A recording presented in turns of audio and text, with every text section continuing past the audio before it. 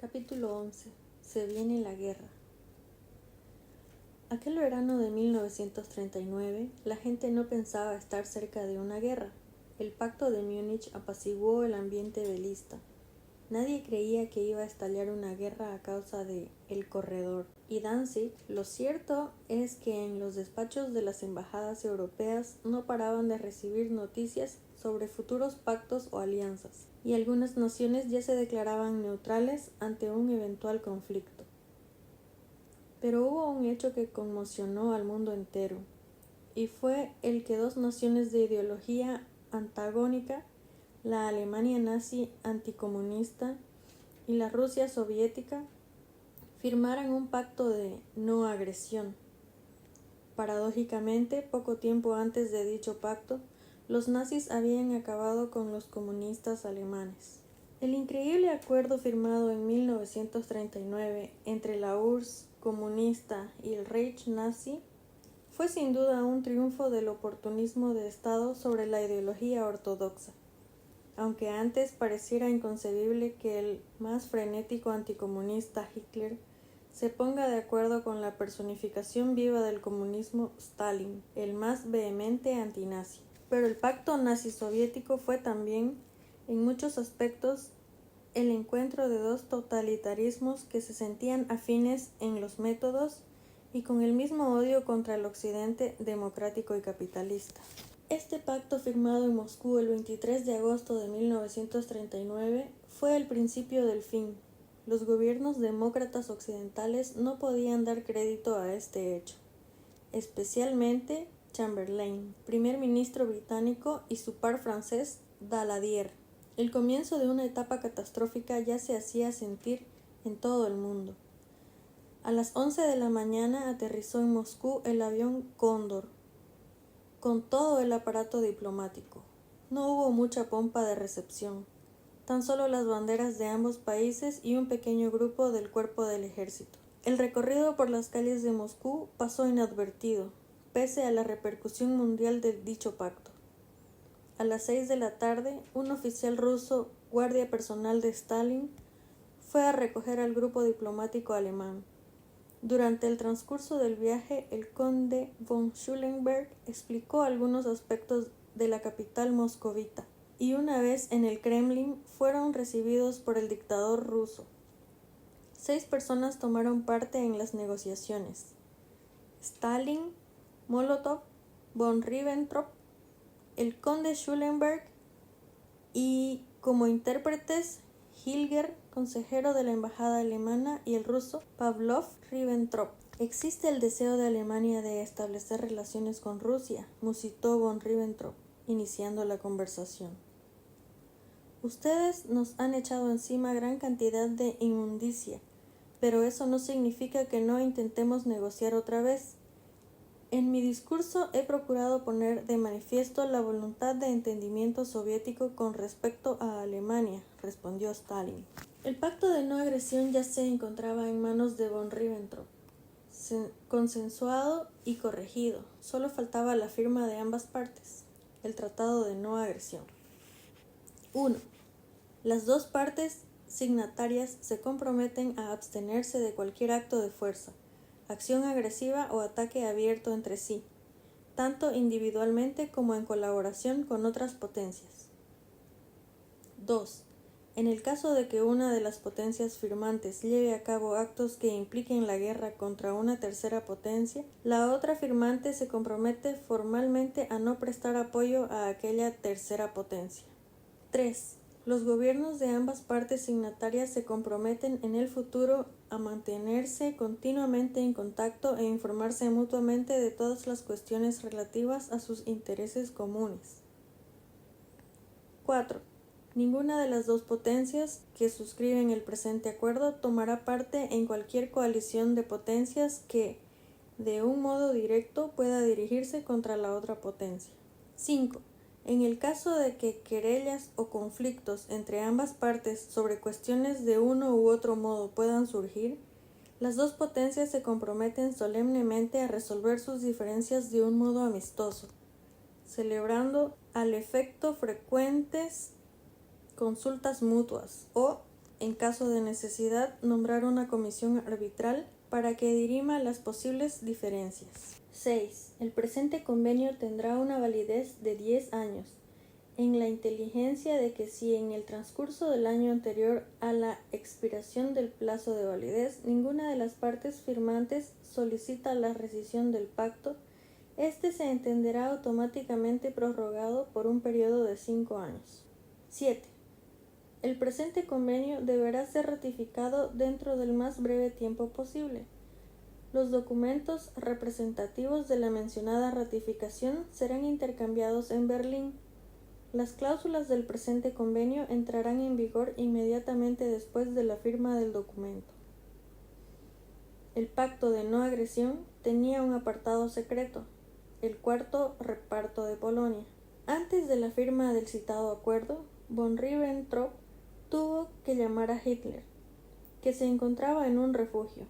El Führer inmediatamente pidió un mapa y dio su consentimiento a las peticiones soviéticas de que los puertos de Lviv y Window, en Letonia, libres de hielo, pasasen a formar parte de la esfera de influencia soviética.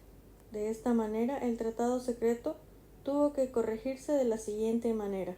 Con motivo de la firma del Tratado de No Agresión entre el Reich alemán y la Unión de Repúblicas Socialistas Soviéticas, los ministros plenipotenciarios de ambos países que suscriben dicho tratado se comprometen a tratar muy confidencialmente la cuestión de los límites de sus respectivas esferas de influencia en los territorios del este de Europa. En el curso de dichas conversaciones se ha llegado a las siguientes conclusiones. Primera, en caso de que se produzcan modificaciones político-territoriales en los estados bálticos, Finlandia, Estonia, Letonia y Lituania, la frontera septentrional de Lituania se considerará como límite natural de las zonas de influencia de Alemania y de la URSS. Segunda, la eventualidad de ciertos cambios político-territoriales en la zona de influencia del Estado polaco permitirá que el límite de las esferas de influencia de Alemania y la URSS sea el señalado por los ríos Narev, Vístula y San. Tercera, los territorios del sudeste de Europa, específicamente de Besarabia, quedarán en la zona de influencia soviética. Cuarta, el convenio del presente documento deberá ser mantenido en estricto secreto por ambas partes signatarias. A medianoche los documentos fueron firmados con la aprobación de Hitler. Se trataba de la paz o de la guerra, y en esa oportunidad a Hitler le convenía inclinarse por la paz.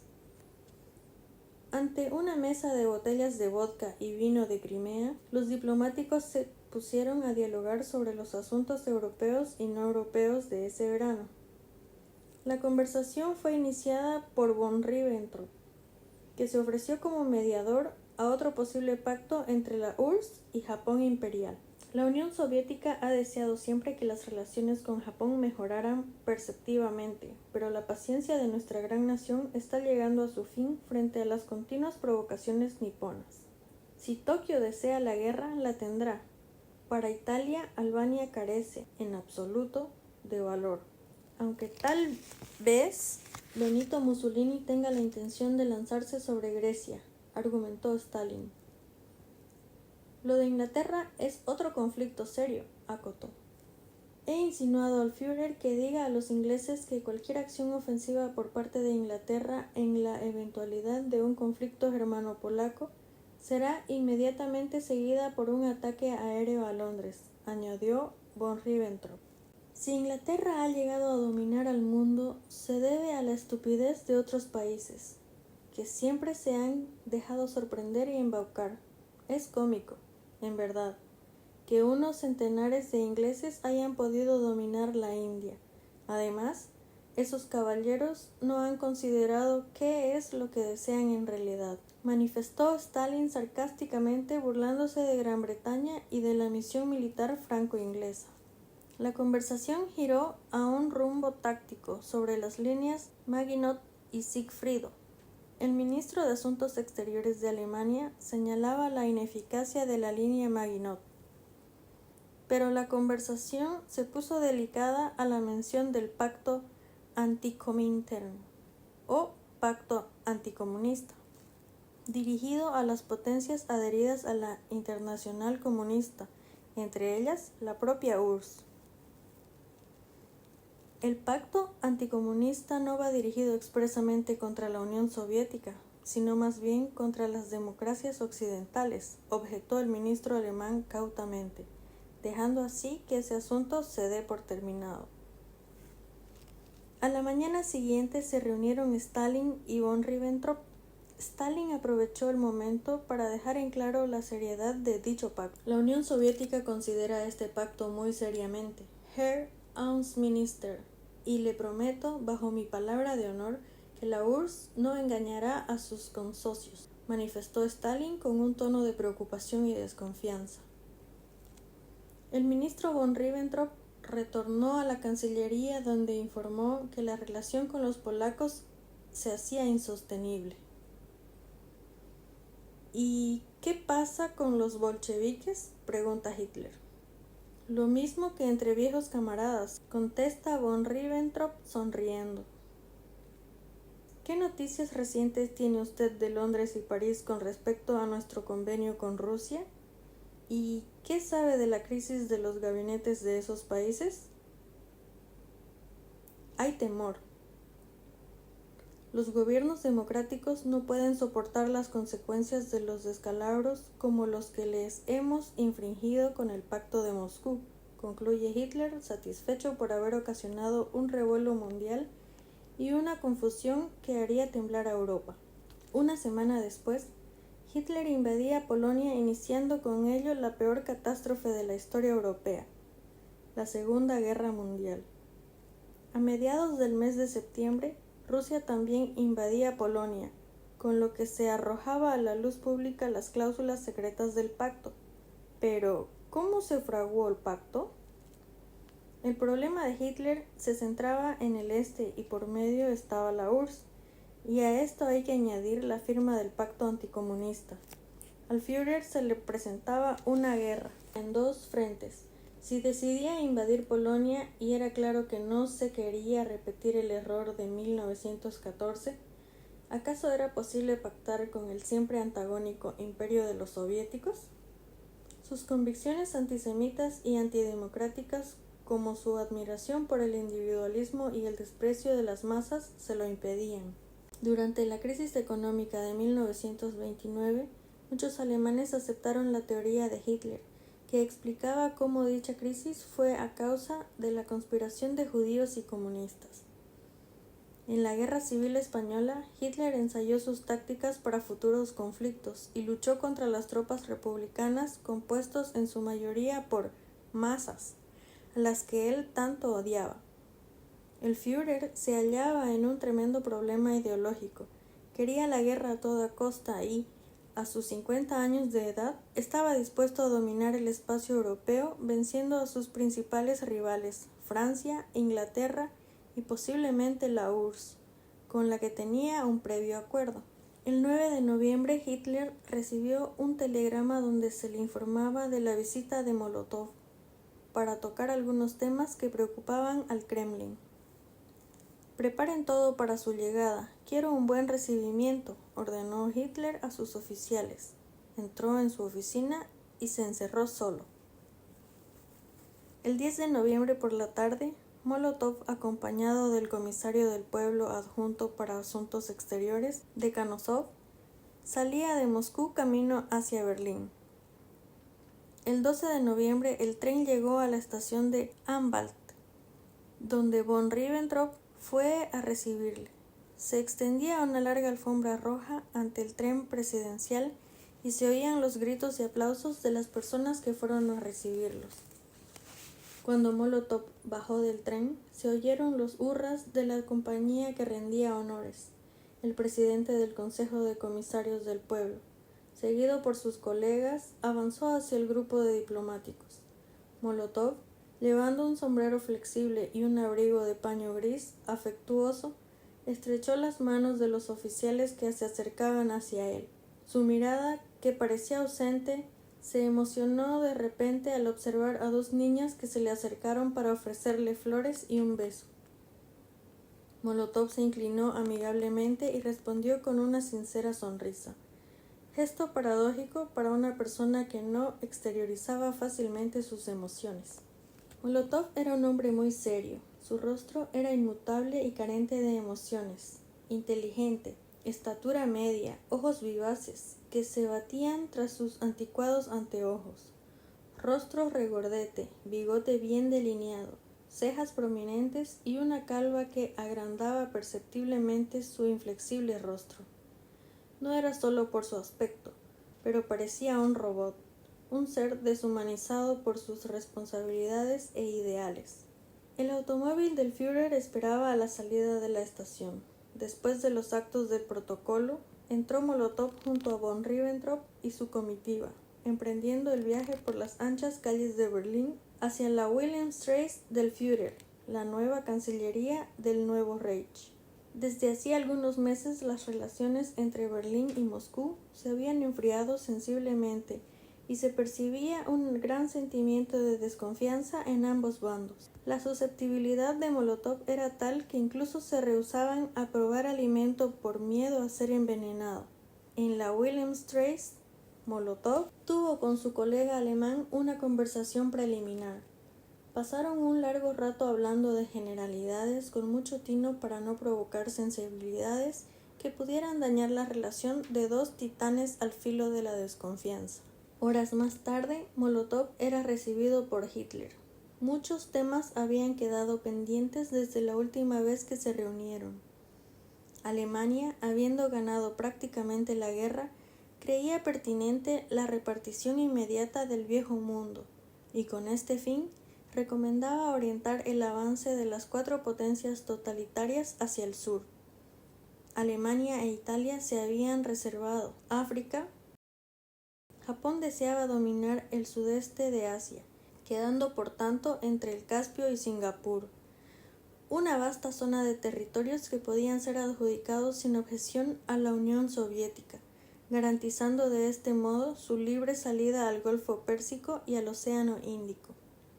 Con este propósito, sugería un arreglo que debían conciliar las tres potencias del pacto tripartito por un lado y por la Unión Soviética por otro, para halagar aún más a su interlocutor.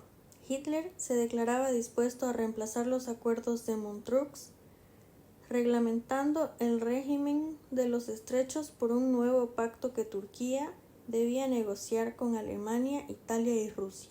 El comisario del pueblo para Asuntos Exteriores de Kanossov no tuvo inconveniente de ser sincero.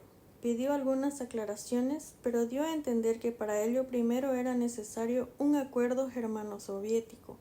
Solo después de concluirlo, consentiría a negociar con Italia y Japón.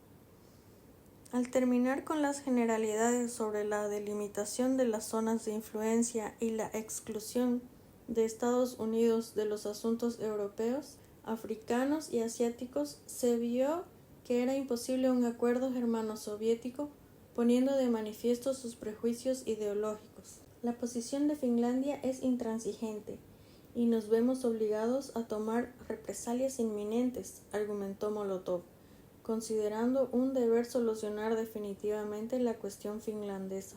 Nada de guerra en Finlandia, exclamó Hitler. Es necesario que haya paz en ese territorio a causa del níquel y la madera que nos venden. Un conflicto en el Báltico podría ocasionar secuelas imprevisibles en las relaciones germano-soviéticas. ¿Y la garantía otorgada a Rumania es válida también con la Unión Soviética?, consultó Molotov con aire sutil. Sin duda alguna, replicó Hitler. Esta cuestión no puede extremarse en lo que a su país respecta. Han pactado un acuerdo con Rumania hace poco tiempo. ¿Aceptaría Alemania que la Unión Soviética ofreciera a Bulgaria una garantía semejante, seguida del envío de un importante contingente militar en estas condiciones? Continuó imperturbable Molotov. Hitler respondió a esta pregunta con otra. ¿Solicitó Bulgaria una garantía como lo hizo Rumania? Molotov meneó la cabeza en señal de negación. Tengo que consultar con Mussolini antes de adoptar una postura. Sobre los acuerdos de Montreux, Deseamos contar con la garantía de acantonamiento de fuerzas soviéticas en Bulgaria y en el derecho para establecer bases terrestres y navales en la región del Bósforo y en la de los Dardanelos, añadió Molotov, refiriéndose a la garantía de un asentamiento en el Mar Negro. La amenaza de la Segunda Guerra Mundial hizo que Turquía tomara conciencia del peligro y lo que esto significaba para su país. Optó por una política de equilibrio, ya que la situación la dejaba desvalida frente a los dos bandos potenciales, el de las democracias defensoras y las del eje opuesto. La firma del Pacto Germano-Soviético era incuestionablemente para Turquía un peligro a corto plazo. Su integridad nacional corría un gran peligro. İsmet İnönü, jefe del gobierno turco, apresuró el pacto tripartito de octubre de 1939, firmado con Gran Bretaña y Francia, después de fracasadas las gestiones para un nuevo tratado turco-soviético. Los soviéticos exigían la defensa común de los estrechos y la prohibición de paso a los barcos de guerra de los países no ribereños en el Mar Negro. Estas exigencias eran condiciones que atentaban contra la soberanía de Turquía sobre los estrechos y no fueron aceptadas por Ankara. En su viaje a Berlín en 1940, Molotov expresaba el deseo de Moscú de tener libertad de acción en los estrechos y el Golfo Pérsico. Pero antes de que la URSS pretendiera jugar esa carta, su política agresiva en Polonia puso en duda la amistad turco-soviética garantizada solo por un tratado que no era de alianza. Turquía restableció el equilibrio roto inclinándose a las potencias europeas ya ensimismadas en la lucha contra los nazis, y a la vez firmó con Alemania un acuerdo económico para hacer contrapeso. Turquía pudo capear el temporal sin intervenir en el conflicto. Fue en verdad una jugada política magistral. Eso es incuestionable. Hitler rehusó tajantemente a pesar de la aparente predisposición de llegar a un acuerdo. Las conversaciones germano-soviéticas acabaron fracasando. Sin embargo, la intuición de Molotov le hizo ver que si la Unión Soviética no aceptaba las exigencias de Hitler sobre el reparto del mundo, la guerra sería inminente. Cuando Molotov tocó el tema de Finlandia, no estaba haciendo otra cosa que reclamar legítimamente el respeto alemán por los acuerdos firmados entre la Unión Soviética y Alemania en el protocolo secreto del pacto, firmado por von Ribbentrop y Molotov en agosto de 1939. Molotov, siguiendo las instrucciones de Stalin, hizo saber a Hitler la preocupación soviética por el cambio alemán en su política hacia Finlandia durante los últimos meses. Molotov recordó a Hitler el compromiso adquirido en el verano anterior, que dejaba a Finlandia dentro de la esfera de influencia soviética, exigiendo la retirada de las tropas alemanas y el cese de envío de armamento al ejército finlandés. Claro que Molotov y Stalin desconocían la decisión que Hitler había tomado en el verano para lanzar un ataque sobre la URSS y el interés de los alemanes para que Finlandia se convirtiera en su aliado en este ataque. Después de que Molotov se entrevistara con von Ribbentrop y regresara a Moscú, Stalin esperaba una nueva visita del ministro alemán en Rusia para continuar buscando las bases de una alianza sólida. Pero después de enterarse del informe de Molotov sobre su visita a Berlín, Stalin estudió detenidamente todos los temas y vio las ventajas que le ofrecía el pacto que von Ribbentrop había ofrecido a Molotov durante sus últimas conversaciones en Alemania. Stalin estaba dispuesto a aceptar una esfera de influencia en el área sur de Bakú y Batum en la dirección general del Golfo Pérsico e hizo enviar una respuesta el 25 de noviembre, 2 semanas después del regreso de Molotov a Moscú, aceptando la propuesta de Ribbentrop y estipulando que a cambio Hitler acepte la condición de dar a los rusos el control del paso del Mar Negro. Hitler nunca contestó a la nota soviética. Ya había decidido prescindir de la política y llevar a cabo el Plan Barbarroja. Capítulo 12. Los mitos del Carnaval de Oruro. La mitología sobre las causas de la peregrinación hacia el santuario de la Virgen del Socavón es una historia realmente interesante en la que se originan las diferentes danzas del carnaval orureño. Su ritualidad y costumbres durante los días sábados y domingos de carnaval, dos antiguos orígenes determinan la vigencia del carnaval. Uno que data del asentamiento del hombre en la región subandina y el otro nace como consecuencia de la conquista española. Fundidos ambos en el crisol de una nueva realidad cultural, se transfiguran en un extraño fenómeno folclórico propio de la ciudad de Oruro. El jueves de Ajtapi, noche de despedida de los músicos en la casa de fiesta, se enciende la acostumbrada fogata. Don Marcelino, el más viejo de los músicos, llama a la gente para que se sienten alrededor y se calienten un poco. Muchas otras personas ajenas a las bandas se sientan junto a ellos. Saben por tradición que se contarán las leyendas que dan vida al famoso carnaval de Oruro. El anciano se sienta frente a la fogata. El vapor sale por entre sus ruinosos labios y se eleva hasta perderse en la oscuridad. Los integrantes de la banda se sientan cerca de él. Jacinto guarda sus platillos en un maletín y se acomoda frente al anciano. El anciano echa al suelo un poco de chicha para reverenciar a la Pachamama y, ante el silencio de sus oyentes, hace una pequeña reseña histórica del famoso carnaval de Oruro. Wari, un pavoroso dios del mal, estaba bien decidido a castigar a los urus por haber adorado a otro dios. Les mandó una gigantesca serpiente para exterminar a sus atrevidos moradores. Después, envió a un sapo gigantesco por donde sale el sol, una plaga de hormigas hambrientas y un monstruoso lagarto. Wari estaba furioso con los urus y deseaba destruirlos por su traición.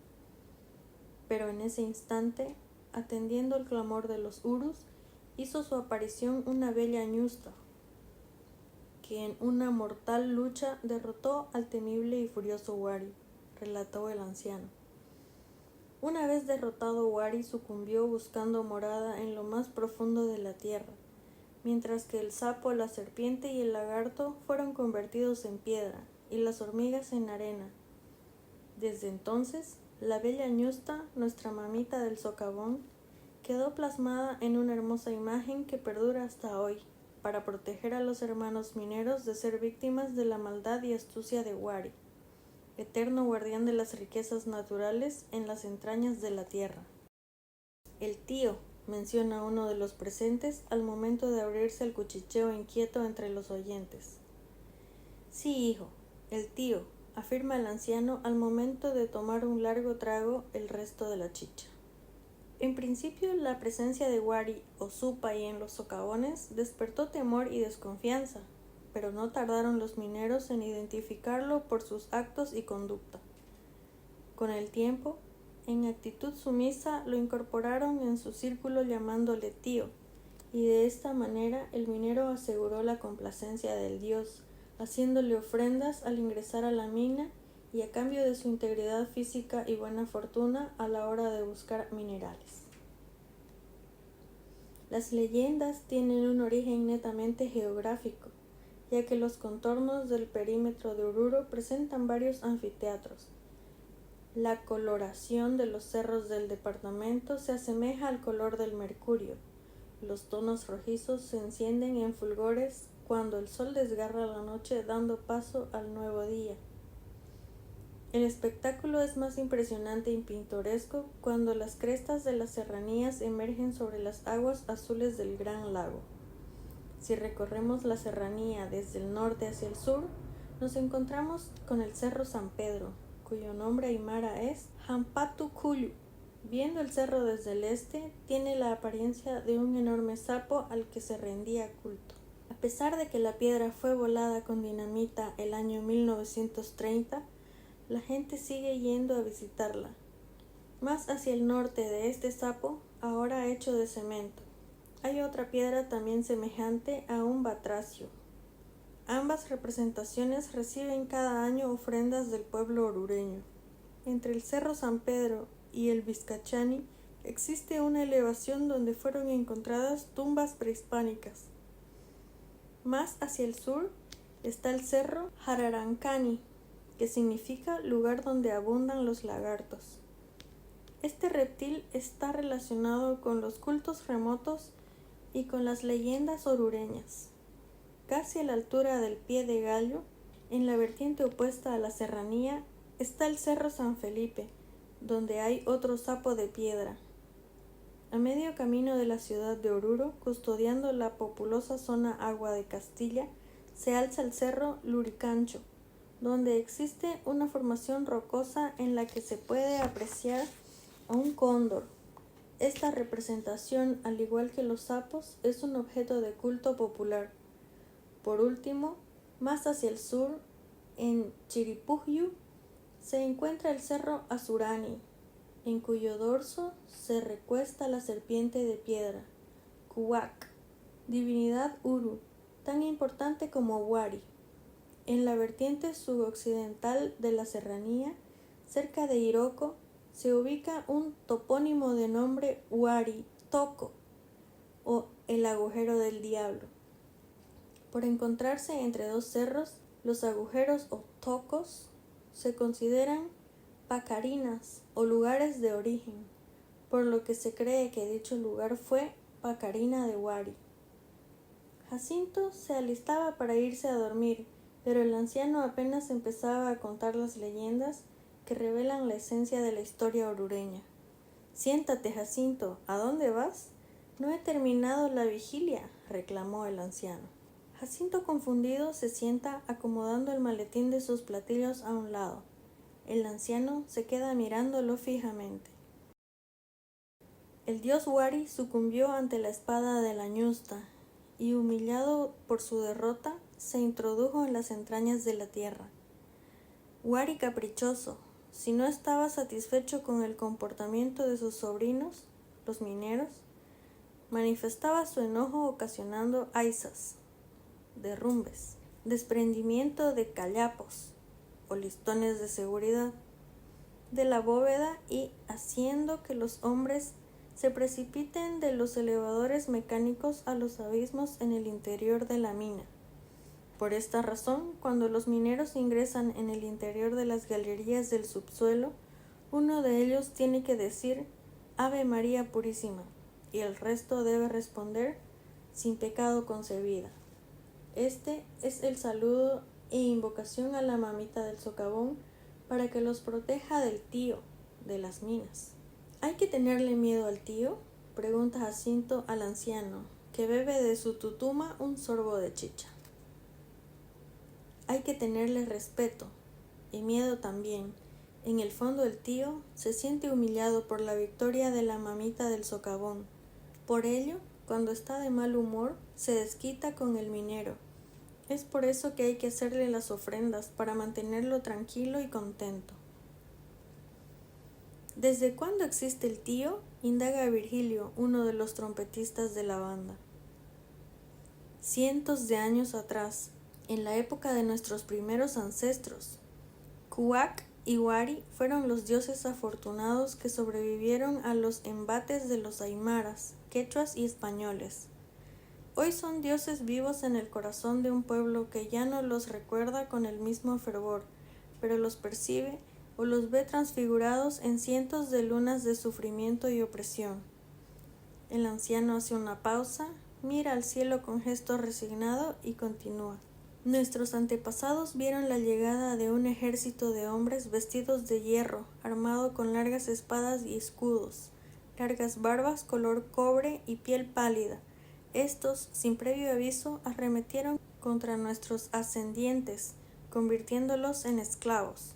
Don Marcelino calla por un instante y todos se quedan en silencio ante la luz de la fogata. Después de unos segundos, prosigue. Cuando el hombre blanco llegó a tierras andinas, también trajo consigo a su propio diablo y quiso imponer sus creencias a nuestra gente a la fuerza, prohibiéndole toda expresión cultural. ¿No podían hacer ofrendas?, inquiere uno de los oyentes. No podían realizar ningún tipo de culto. Por ello nuestra gente, ya esclavizada, era obligada a adorar a un dios que no conocían y tuvieron que ingeniárselas para no perder sus costumbres. ¿Cómo lo hicieron? Empezaron a realizar sus ritos milenarios dentro de las minas. ¿No les prohibieron también hacer ofrendas dentro de las minas?, pregunta Jacinto, atrapado por la curiosidad. Los españoles no entraban dentro de las minas por miedo a enfermarse con la silicosis, que hasta el día de hoy mata a nuestros mineros, comentó el anciano mirando a Jacinto fijamente a los ojos. Los españoles obligaban a nuestros antepasados a adorar a su Dios y a temerle a su diablo. Nuestra gente, al percatarse del temor que tenía el hombre blanco al diablo, decidió adoptarlo como aliado y así, en esta mismísima tierra, empezamos a ofrendar al diablo, que en realidad no es otro que el Wari que el blanco tanto temía. Con el tiempo, cuando los españoles se marcharon después de la independencia de Bolivia, nuestra gente pudo por fin salir al aire libre y expresarse libremente sin que nadie lo vigile y oprima. La algarabía era tal que hasta se disfrazaron del tío y empezaron a bailar, convencidos de que en gran parte esos hombres despiadados habían sido expulsados gracias al tío que tanto miedo les causaba. Pero, ¿cómo conocían nuestros antepasados la apariencia del tío? No sabían de su apariencia hasta que el hombre blanco les mostró su representación ilustrada en los libros que trajeron consigo.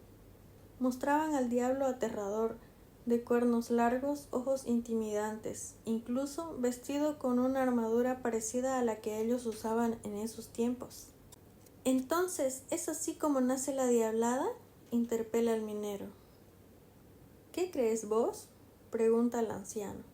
Jacinto sonríe y contagia la risa a todos los presentes. Nuestra región fue desde tiempos inmemoriales un centro de peregrinación y religiosidad del mundo andino. Aquí acudían los caminantes que hacían la ruta desde y hacia las costas del Pacífico para dejar sus ofrendas en las representaciones de la serranía sagrada de los Urus, que no son otra cosa que los cerros que circundan la ciudad. Hasta allí llegaban también los señores del Collasuyo, lo que demuestra su gran importancia como centro de peregrinación y ritualidad de origen milenario, prosigue don Marcelino ante la mirada inmóvil de sus oyentes.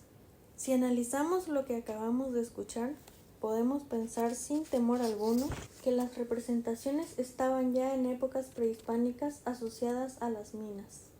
En el ámbito del pensamiento andino, el cosmos es un ser vivo, en su totalidad, una suerte de organismo que nutre y necesita ser nutrido entre hombres, dioses y naturaleza también divinizada. La chaya, donde se brinda coca y alcohol, especialmente es una forma de nutrir a la Pachamama, a la mina y al tío, por mencionar algunos. Es sabido entre los mineros que cuando se da principio a la explotación de un filón, prescindiendo de los rituales debidos, las muertes no tardan en suceder. La mina, cuando no es nutrida, sabe cobrarse lo suyo. Cuando alguien fallecía, decían que la tierra lo había devorado y para evitar más víctimas, lo ofrendaban.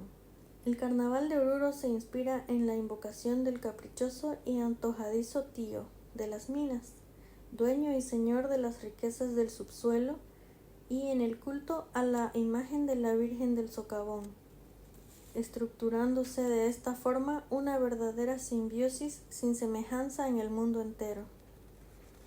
Este carnaval es una mezcla de fervor religioso, ritualidad, despliegue de música, exhibición de lujo, colorido y manifestación de recónditos sentimientos ancestrales fusionados en la fe y devoción a la Virgencita del Socavón.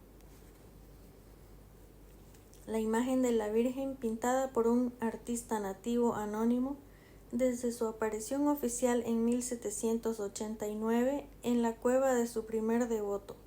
Un romántico ladrón que robaba a los ricos para dárselos a los pobres. Preside la festividad hasta el día de hoy, atrayendo a miles y miles de devotos cada año. En los preparativos del carnaval andino participa afanoso todo el pueblo listo para lucir la alta distinción que ostenta Oruro como la capital del folclore boliviano, reconocida por ley de la República de Bolivia como Patrimonio Inmaterial de la Humanidad. Además, se le otorgó la mención de Obra Maestra del Patrimonio Oral e Intangible de la Humanidad, gracias a una comisión encabezada por el entonces embajador de Bolivia en la UNESCO, el señor Fernando Laredo Aguayo, que logró cautivar al mundo entero revelando la mágica belleza de nuestro carnaval y su riqueza cultural ancestral. Capítulo 13. El Plan Barbarroja. Ucrania, junio 1941. A pesar de los avisos, Stalin fue tomado totalmente por sorpresa. No podía creer las evidencias que demostraban que Hitler tenía intenciones de lanzar una invasión sorpresa sobre Rusia. A pesar del pacto de no agresión por 10 años, donde en una de sus cláusulas se comprometían a negociar pacíficamente sus desacuerdos, este sorpresivo ataque originaría la Segunda Guerra Mundial. Mientras la guerra devastaba a Europa y las tropas nazis marchaban implacables hacia el Atlántico, Stalin se aferró desesperadamente a la ilusión de que su vasta pero pobre nación no sería atacada. El líder soviético abastecía a su dudoso aliado alemán con materias primas esenciales tales como granos, petróleo y hierro, pero luego de conquistar Francia y asegurar su dominio en Europa, el Führer se sorprendió de la obstinada resistencia de Inglaterra, que en el verano de 1940 resistió los ataques de su poderosa fuerza aérea, la Luftwaffe, en la Batalla de Inglaterra. Hitler comunicó a su Estado Mayor su decisión de vencer al comunismo ruso de una vez por todas, al eliminar a Rusia como posible aliado de Inglaterra. Esperaba ganar a los ingleses aplastando su última esperanza. Tras meditar un año, consideraba que la Unión Soviética se estaba haciendo peligrosamente fuerte. El 18 de diciembre, la ultrasecreta Directiva 21 de Hitler ordenó preparar una Blitzkrieg, guerra relámpago, contra Rusia para el verano siguiente. La Operación Barbarroja, cuyo nombre provenía de un emperador germano medieval que conquistó el este, no debía durar más de 4 meses. Alemania requería de al menos 3 millones de soldados, 3.400 tanques y unos 3.000 aviones para el ataque. Se trataba de la campaña terrestre más grande de la historia. Mientras tanto, Stalin ordenó que sus soldados no provocaran a Alemania, ni siquiera reaccionando a los vuelos nazis de reconocimiento sobre territorio soviético. Consideró como trucos capitalistas las advertencias del primer ministro británico Winston Churchill e ignoró las sombrías y exactas predicciones de su red de espías en Alemania. El 22 de junio de 1941, 22 meses después de haber firmado el pacto de no agresión, Hitler, sin previo aviso, envió sus tropas a la frontera rumbo a Moscú. Gracias a su ataque sorpresivo, los tanques de la Alemania nazi devastaron sin ningún esfuerzo los amplios y vitales sembradíos de grano de Ucrania en la entonces URSS, grave error de Hitler. Cuando las tropas de Hitler invadieron la Unión Soviética en 1942, la victoria nazi parecía inevitable, pero, misteriosamente, el Führer detuvo a su ejército en las afueras de Moscú, error que causó un desastre y demostró al mundo que el Tercer Reich no era invencible. Hitler despreciaba a los rusos, considerándolos inferiores, y pensaba que el comunismo era obra de intelectuales rusos judíos a los que quería exterminar. Creía que su dominio del mundo y su nuevo orden se lograrían si controlaba los vastos recursos naturales y agrícolas de Rusia. El dictador nazi manifestó a sus jefes militares que podían ignorar las reglas básicas de la guerra, puesto que los soviéticos no eran signatarios de las convenciones de Ginebra. El arma principal contra el pueblo sería el terror. El plan buscaba como primer paso que el partido nazi y la SS tomaran inmediatamente la administración de los territorios capturados. Todos los comisarios soviéticos, civiles o militares, serían ejecutados. Además de perversa esta política, era un grave error de cálculo, pues muchos ciudadanos soviéticos no comunistas veían a los alemanes como sus liberadores de las atrocidades de Stalin. En Ucrania, los aldeanos ofrecían brindis a los invasores y daban gracias en las iglesias cerradas por órdenes de Stalin. Pero cuando el enemigo mostró su brutalidad, la azorada ciudadanía comenzó de inmediato a contraatacar. El 3 de julio, Stalin habló por primera vez en público y sorprendió a los rusos con un fuerte acento georgiano, desentendiéndose de la propaganda del partido y llamando al sacrificio en aras de la madre Rusia. Muchos respondieron a este patriotismo, incluyendo a la policía secreta NKVD. Antes de fin de año, Hitler se jactaba de haber derribado 17.000 aviones de la URSS. El 3 de julio, las fuerzas alemanas habían penetrado 510 kilómetros en territorio ruso, medio camino hacia Moscú, y el 19 de julio se tenían prisioneros a más de 400.000 soviéticos. Al día siguiente, Hitler dijo: prácticamente el enemigo perdió esta campaña. En octubre de 1942, cuando los alemanes casi tenían la victoria, las lluvias convirtieron el suelo ruso en lodazales, volviendo al rápido avance alemán un paso de tortuga. Las lluvias torrenciales hicieron barrizales que atascaron a los vehículos nazis y aunque las bajas rusas eran numerosas porque los incapaces comandantes habían desplegado a demasiadas tropas al frente, había muchas reservas en la población lista para actuar. El 19 de julio las fuerzas de Hitler tomaron la entrada a Moscú y estaban a 320 kilómetros de la expuesta capital. La victoria parecía inminente, cuando repentinamente Hitler se contrapuso a sus generales, oponiéndose a tomar la capital. El Führer, que prefería hacer la guerra en movimientos de flanco, decidió marchar hacia Leningrado, donde se encontraban las ricas regiones industriales, carboníferas y petrolíferas de Rusia. Pensó que la toma de Leningrado sería una enorme victoria psicológica y las materias primas serían vitales para su proyecto de guerra. Hitler esperaba lograr ambos objetivos antes del invierno. Los historiadores militares consideran este periodo de inactividad como el origen del fracaso alemán en esta guerra. Al principio, a pesar de los temores de los asesores militares, el plan funcionó bien. Al sur, Kiev fue ocupada el 20 de septiembre, llevándose a los campos de concentración a 700.000 prisioneros. Al norte, los atemorizados habitantes de Leningrado trabajaban día y noche preparándose para lo inevitable. Aislada de la ayuda exterior, la hermosa ciudad fundada por Pedro el Grande se consideró perdida. Los alemanes no se molestaron en planear el asalto, pensando que el largo asedio había desmoralizado a los habitantes. Luego de una pausa de un mes, Hitler se preparó para tomar Moscú. En 2 meses de guerra, su saldo de bajas era de 409.000, incluyendo 87.000 muertes.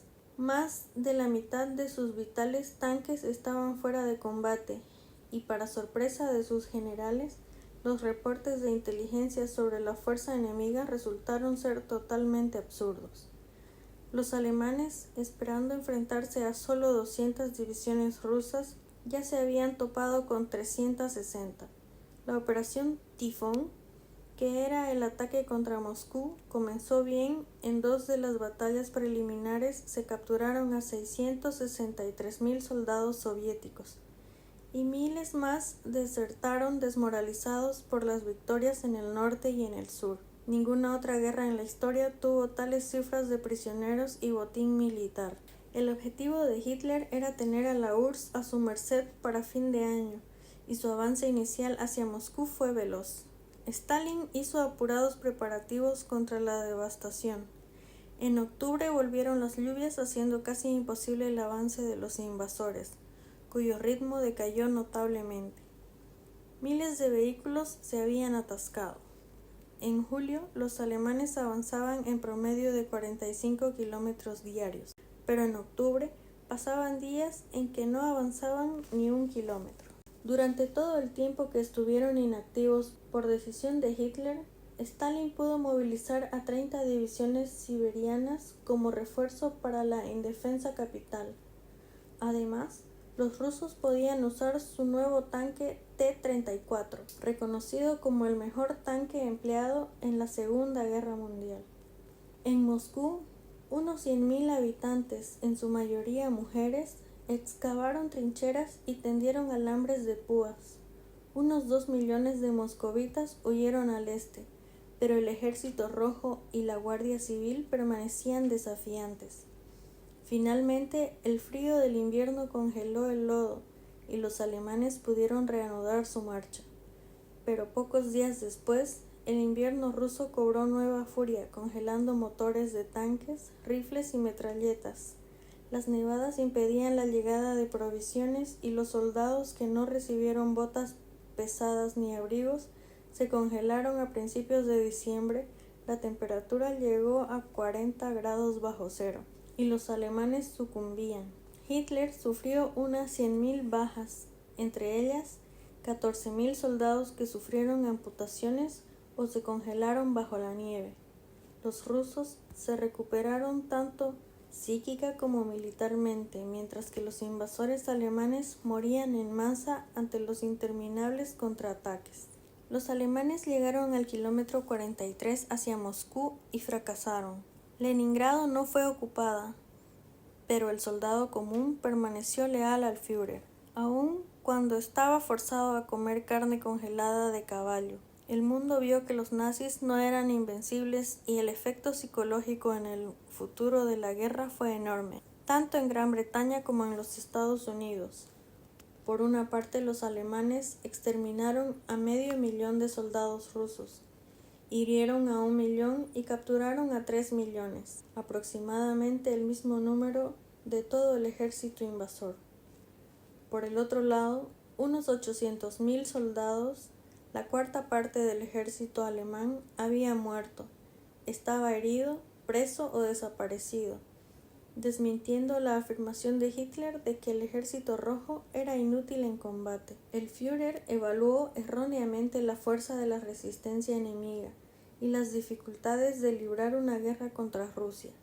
El fallido asalto contra Moscú fue un punto crucial de la Segunda Guerra Mundial. Fortaleciéndose Inglaterra mientras Hitler se concentraba en el frente oriental, Norteamérica tuvo más tiempo para prepararse y Rusia, y a pesar de desconfiar del occidente capitalista, se dispuso a cooperar con los aliados. Durante la conferencia estratégica del 9 de mayo de 1942, Hitler decidió que Stalingrado y el Cáucaso serían el objetivo de la defensa de verano. Los alemanes entraron en esa ciudad en otoño, aunque sus líneas de abastecimiento se vieron demasiado presionadas. Hitler planeó una ambiciosa ofensiva para el verano de 1942, incluyendo la toma de Stalingrado y la entrada en los campos petrolíferos de Cáucaso. En una sola incursión aérea murieron 40.000 soviéticos, pero una vez más el dictador nazi se detuvo cuando estaba a punto de ganar, desplazando a sus tropas de la agotada ciudad. Cuando los invasores regresaron, los furiosos rusos estaban acantonados sobre los escombros de los 50 kilómetros del centro industrial, prestos a luchar casa por casa. Los rusos tenían todo en contra hasta que volvió el cruel invierno. El 19 de noviembre, una contraofensiva rusa arremetió contra el 6º batallón alemán, sitiándolo en Stalingrado y dejando que las ventiscas ataquen a los mal equipados soldados que sufrieron heladas, enfermedades y hambre. Hitler juró no replegarse, pero los sobrevivientes de la fuerza de combate, o sea 300.000 soldados, finalmente se rindieron. Las impetuosas semanas en que la Plaza Roja de Moscú fue considerada casi como cualquier otro botín de guerra eran ya un recuerdo lejano. En el camino a la capital, así como en el camino a Stalingrado, el extraño titubeo de Hitler cambió el destino de muchos países. Cuando las esperanzas de lograr la victoria se esfumaron, el derrotado Führer solo pudo lamentarse diciendo: «El dios de la guerra se pasó al otro bando». Las tropas rusas combatieron desesperadamente en las ruinas de Stalingrado, consiguiendo la rendición alemana en enero de 1943. Capítulo 14. El Huchuy Ajayo. Jacinto llega a la plaza de su pueblo y baja del camión con un dolor terrible de cabeza, la frente empapada en sudor y las rodillas temblorosas. «¿Qué me está pasando siempre?», se pregunta. Las callejuelas parecen más oscuras, insidiosamente estrechas e intrincadamente retorcidas. A lo lejos ve las lucecitas de su casa, revelando que Juana aún permanece despierta a esas altas horas de la noche. ¿Cómo había echado de menos su cálida morada? Aunque no es una construcción agradable a la vista, está hecha con sus propias manos. Una construcción de puro adobe de buen tamaño, pero de forma irregular. La pared del norte se inclina perceptiblemente hacia el interior, mientras que el techo de poca altura baja suavemente en igual dirección. El olor a paja y barro del adobe aún se deja percibir sin mucho esfuerzo. La vieja puerta se abre a la luz mortecina de la lamparilla de queroseno, delineando la figura de Juana, que sale a regañadientes a recibir a Jacinto. Pero al verlo tan demacrado se olvida de la cachetada que pensaba propinarle. «No quiero discutir, Juanita, me siento muy mal». «Estás con calentura bien fuerte», le dice al tocarle la frente y el cuello. «Anda a echarte a la cama, te voy a calentar un té con cinganito». Jacinto deja caer su mochila y su maletín al suelo y va directo a su cama. Se desvanece sobre ella pesadamente para caer en un profundo sueño. La fiebre y las pesadillas han comenzado a principios de febrero, pero fue cuando regresó de Oruro que empeoraron, agudizándose hasta hacerse insoportables. Así iban pasando los días, en convalescencia con fiebre muy alta y escalofríos. Jacinto no se puede dar el lujo de no ir a trabajar, así que se levanta muy temprano y mascando su coca se va a esperar el bus. Todo parece una pesadilla, no solo para él, sino para todos a su alrededor. Su carácter se va haciendo cada vez más tosco, frío e insoportable. Anda todo el día de mal humor y cuando habla, lo hace en un tono áspero sin importarle con quién discute. Sus compañeros de la mina empiezan a hacerle a un lado y dejan de invitarle a las challas y reuniones. Prácticamente Jacinto se aísla del mundo, encerrándose en sus pesadillas. Cuando Jacinto vuelve de la mina, destrozado por el cansancio y la fiebre, se deja caer sobre la cama, fijando la mirada en las paredes de su cuarto. Durante un tiempo parece que los irregulares ángulos de la sombría habitación tienen sobre él un raro efecto casi hipnótico, y a medida que el tiempo pasa, se queda contemplando con creciente intensidad el abrigo negro que parece hablarle de mundos oscuros, provocándole temblores que lo empujan al mismo borde de la desesperación. Oye ruidos extraños e indefinidos, pero los peores son los que hacen los extraños seres imaginarios en el cuarto. A veces, los ruidos que emiten parecen intencionados, ruidos mezclados con una especie de repiqueteo seco, y cuando estos proceden de la parte de afuera, Jacinto asustado se prepara para lo peor, como si esperase a que un monstruo aguarde el momento oportuno para devorarlo. Sus sueños están más allá del límite de la cordura, y Jacinto piensa que son resultado de tanto trabajo. En sus sueños no camina, pero experimenta siempre una sensación de movimiento, como si estuviera flotando al ras de la tierra, que se ondula y converge en abismos de coloridas paranoias.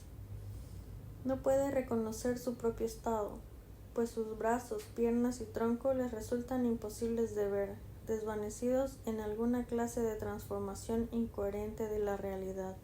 Siente que su cuerpo y sus facultades físicas quedan transmutados de una forma desesperadamente absurda. Jacinto abre los ojos, siente el nauseabundo olor a leche cortada, semejante al vómito de bebé. El aire es pesado, denso y frío. El vapor se hace visible al salir de su boca. La brisa tiene un color repugnante púrpura. Pequeñas partículas marrones flotan en las corrientes heladas del invierno y la luna. A lo lejos parece una indiferente compañera ajena a los acontecimientos. Jacinto no sabe dónde está, pero sí sabe que está echado en una incómoda postura sobre un incómodo lecho. Inclina su cuerpo descubriendo a su izquierda un alambrado muy alto, del otro lado del camino angosto y al fondo un gran campo sin sembradíos. Jacinto trata de sentarse pero no puede. Inclina su cuerpo viendo unas torres muy altas de donde sale humo negro, que se pierde en la noche. Jacinto se sujeta a los promontorios que lo sostienen. Se sienta y se horroriza al ver que está desnudo sobre una pila de cadáveres humanos desnudos, cuerpos desnutridos, fríos y tiesos, ojos abiertos, bocas en muecas de dolor. Jacinto trata de ponerse en pie y resbala con la humedad adherida a los cuerpos. Finalmente se levanta y mira a los lados. El vapor sale de su boca formando alargados dedos que acarician la noche y a lo lejos ve a unos hombres altos con cascos y abrigos largos que sostienen metralletas y se encuentran fumando en medio de balbuceos.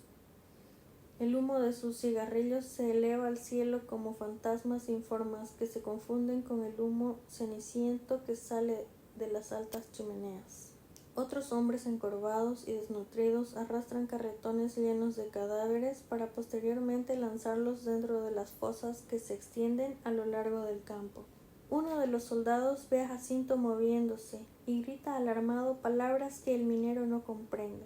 Los soldados se acercan a él corriendo, sacan sus metralletas, le apuntan y disparan. Jacinto grita desesperado, sus palpitaciones se aceleran, su respiración se agita, jadea, tiembla y se desorienta. Al ponerse de pie tambaleándose, toma un poco de agua de la batea y Juana, al verlo, corre a socorrerlo llevándolo de vuelta a la cama. Le coloca paños de agua fría en la frente y se sienta a hacerle compañía esperando que Jacinto se duerma. Pero la fiebre sigue aumentando, llevándolo a mundos de delirios e irrealidades. Doña Herminia toca a la puerta. Juana corre y la hace pasar. La señora, una chola gorda de anchas polleras, entra con mucha dificultad a no poder controlar su gran peso. Las pantorrillas de doña Herminia están llenas de varices y moretones, y cuando camina sus polleras se balancean dejando ver sus gruesas rodillas deformes. Las largas trenzas llegan hasta sus anchas caderas, y sus mejillas regordetas y coloradas develan una vida cuya prioridad siempre fue y será la buena comida. ¡Ay, Juanita! Se le ha salido el huchuy ajayu. ¿Cómo has dejado que se enferme tan feo? ¿Se va a poner bien, doña Herminia? No sé, está bien grave. Por suerte he traído la huachanca y el yallihuancu. Con estas hierbitas le vas a frotar todo su pecho y espalda. Le vas a poner papel de periódico y lo abrigas bien. Deja que sude toda la noche sin que se destape. Mañana, como es jueves, vamos a hacer la mesa gris para recuperar su alma de la oscuridad, ¿ya? ¿Bien me has entendido? Pero, ¿por qué se le ha ido el alma a doña Herminia? No entiendo. Hija, nuestros mineros no solo se exponen a los peligros de derrumbes o explosiones, sino también a los malos espíritus que habitan dentro de las minas. Estos malos espíritus muchas veces se entran en el cuerpo haciendo que nuestro espíritu se quede vagando por el mundo. Doña Herminia, algo siempre tiene que hacer. Quiero a mi hijo Jacinto sanito, como era antes siempre, implora Juana afligida. Por eso, hija, tienes que hacer lo que te he dicho. Si para eso siempre he venido. ¿A cuántos mineros no he curado yo? A ver, dime. Sí, doña Herminia, voy a hacer todo lo que me ha dicho. Ahorita siempre voy a empezar. Doña Herminia sale de la casa con la misma dificultad y se marcha rengueando y haciendo bailar sus gruesas polleras. Juana le levanta la camisa a Jacinto y le frota con las hierbas el pecho, le hace dar la vuelta y le frota la espalda. Un olor nauseabundo emana de las hojas provocando arcadas a Juana. Lo tapa con papel periódico y lo arropa, escuchando sus incomprensibles delirios. Bien te vas a poner, Jacinto, vas a ver. La doña Herminia te va a curar, murmura Juana dejándolo dormido. La mujer sale a atender a su padre. Gruesas lágrimas resbalan por sus prominentes y oscuras mejillas. Jacinto duerme y transpira toda la noche. Las pesadillas no cesan. Sigue cayendo en profundos abismos sin fondo. Abismos que no están vacíos, sino poblados de indescriptibles masas de un colorido ajeno a este mundo, algunas de las cuales parecen salidas de universos lejanos. Todo cuanto ve es indescriptible, amenazador y terrible. La confusión de gritos y rugidos que retumban en los laberintos de su mente desafían toda lógica, pero parece estar sincronizado con vagos cambios visuales de todos los objetos indefinidos que ahí dentro habitan. Al amanecer, Juana le cambia la húmeda ropa y lo vuelve a arropar. Sale a cocinar mientras espera a doña Herminia. La preocupación no deja de taladrarle la cabeza. Después de una hora, aparece la anciana acompañada de 2 de sus nietos que la ayudan a llevar las bolsas. «Pasen, doña Herminia», exclama Juana, haciéndolos pasar. «Buenas, don Manuel», saluda a doña Herminia apoyándose en las paredes de su recorrido al dormitorio de Jacinto. «Retírame esas cosas». Juana, apresurada, retira unos cajones llenos de ropa. «Aquí, tráete una mesita no muy grande con un mantelito blanco», dice doña Herminia, mientras sus nietos le ayudan a sacar el material para preparar el ritual. «¿Qué es eso, doña Hermi?», pregunta Juana al momento de colocar la mesita con su mantel blanco percudido. «Son las ofrendas, pues, para la mesa», contesta sacando un puñado de hojas de coca y algodón teñido de brillantes colores. Echa vino dulce en un vaso, acomoda panes en forma de hombre con los brazos extendidos, hierbas de distintas formas y olores, más un puñado de claveles rojos. «Vamos a purificar el ajayu», explica prendiendo inciensos. La anciana camina por la habitación rezando unas oraciones en el idioma de los calawayas, herbolarios originarios de la tierra sagrada de la medicina y reconocidos por su linaje dentro de la jerarquía de los médicos tradicionales. Generalmente los calawayas son hombres, pero en el caso de doña Herminia, aprendió todo lo referente a la medicina ancestral de su difunto esposo, don Eleodoro, un respetado calawaya del pueblo que se dedicaba a viajar y curar todo tipo de males con hierbas y rituales ancestrales. Doña Herminia le acompañaba en sus viajes, aprendiendo el oficio, y cuando don Eleodoro murió, ella continuó su trabajo a pedido de los pobladores que la respetan mucho. Los calawayas comparten una cosmología, un conjunto de coherentes creencias, rituales, mitos, valores y expresiones artísticas que les proporcionan una visión original del mundo del cual dependen. Su concepción de la salud se une a la naturaleza con lo espiritual y social. Los calawayas han conservado una detallada clasificación antigua de las plantas y animales que provienen de la época incaica. Aparte de ser médicos viajeros, los calawayas son agricultores. Hasta el día de hoy usan sus trajes tradicionales y en el caso de los hombres se identifican por sus ponchos rojos y el sombrero negro. El humo del incienso inunda la habitación y doña Herminia llama a sus nietos pidiéndoles que canten las oraciones para llamar a los achachilas, o espíritus sabios, y preguntarles sobre el mal que acecha a Jacinto. La música interpretada, llamada cantus, ayuda a pedir consejos a los achachilas sobre el origen de la enfermedad y la manera adecuada de tratar al paciente. Se utiliza, por supuesto, el antiguo lenguaje secreto. Desde su perspectiva, Los calawayas ven al ser humano como la unión de tres elementos vitales: el Hatun Ahayu, fuerza divina que otorga las facultades de pensar, sentir y moverse; el Huchuy Ahayu, cuerpo astral o anímico; y el cuerpo físico, donde se encuentran encarnados ambos Ahayus. El ser andino, además de sus relaciones sociales y con la naturaleza, vive cotidianamente en su prodigioso universo sobrenatural. El Hatun Ahayu es inmortal. Por eso, los espíritus protectores de los antepasados, los achachilas, moran permanentemente en las montañas, lagos y ríos, otorgando a estos lugares rango sagrado.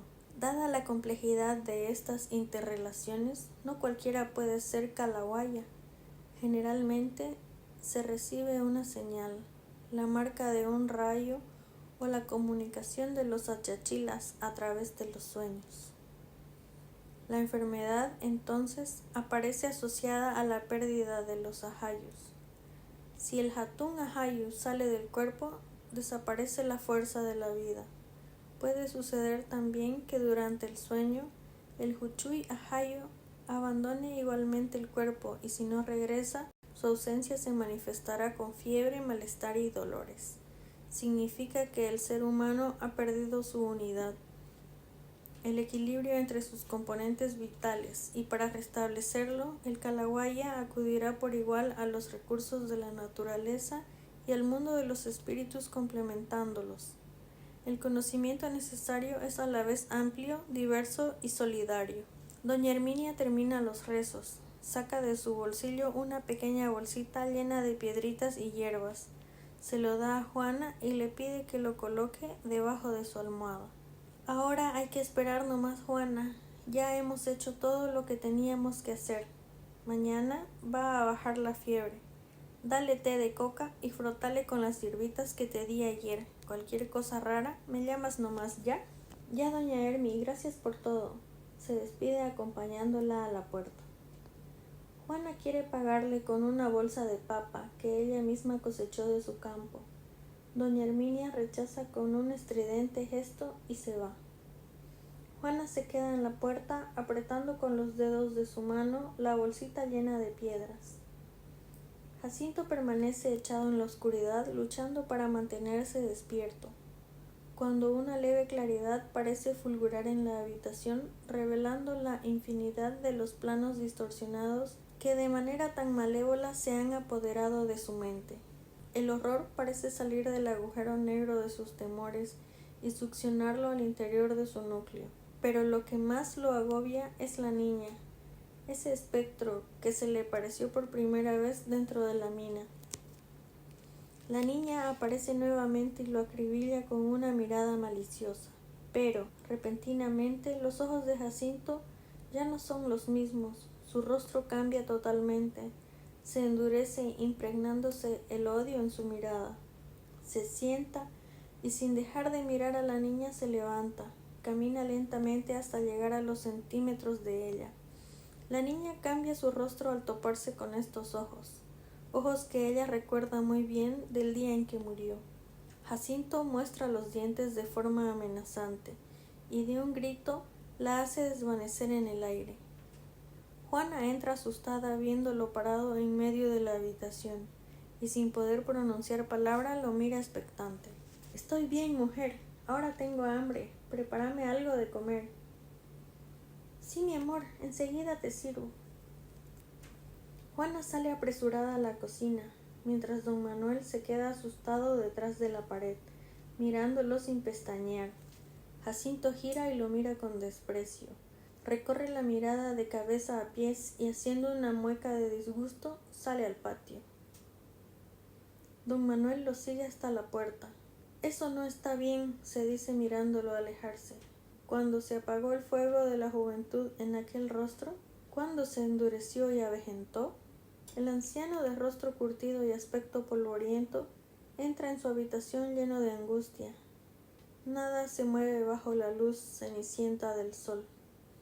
Las minúsculas partículas parecen suspendidas en el aire caliente y solo se puede escuchar un entrecortado ruido, algo como el latido de un corazón.